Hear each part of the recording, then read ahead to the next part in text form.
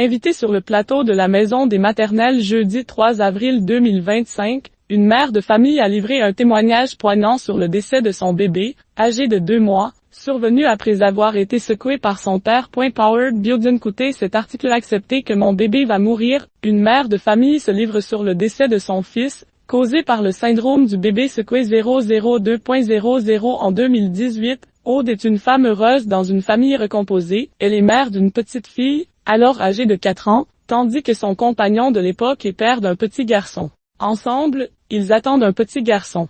On attendait avec impatience Timothée, qui allait faire le lien entre nous tous, le lien biologique, se souvient-elle sur le plateau de la Maison des Maternelles, diffusé sur France 2, jeudi 3 avril. L'accouchement se déroule parfaitement, tout comme les premières semaines de l'enfant. Mais cette nouvelle vie de famille a rapidement basculé le 28 février 2019 lorsque son conjoint lui explique se trouver à l'hôpital avec le bébé.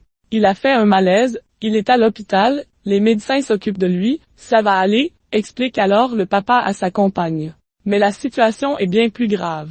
Elle nous explique que Timothée a énormément de sang dans le cerveau et qu'il a été victime du bébé secoué. Moi, je ne comprends pas, je n'ai jamais confié mon bébé à quelqu'un.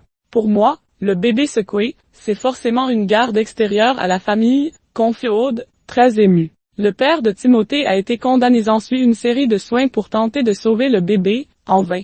Ils me disent qu'il va mourir de toute façon, se rappelle l'invité. C'est comme si votre bébé avait eu un accident à 150 km/h, précise l'animatrice, qui ajoute qu'il s'agit d'un geste dramatique et violent, une réalité très compliquée à accepter pour cette mère de famille. D'une part, je ne pense pas mon conjoint de l'époque capable de faire ça. C'est la personne en qui j'ai le plus confiance au monde. Et d'autre part, c'est accepter le diagnostic, c'est accepter que mon bébé va mourir, et je ne peux pas encore me résoudre à ça. Donc, je m'accroche à l'idée que les médecins doivent se tromper, et que c'est autre chose, confie-t-elle. Son bébé est finalement décédé le 5 mars 2019.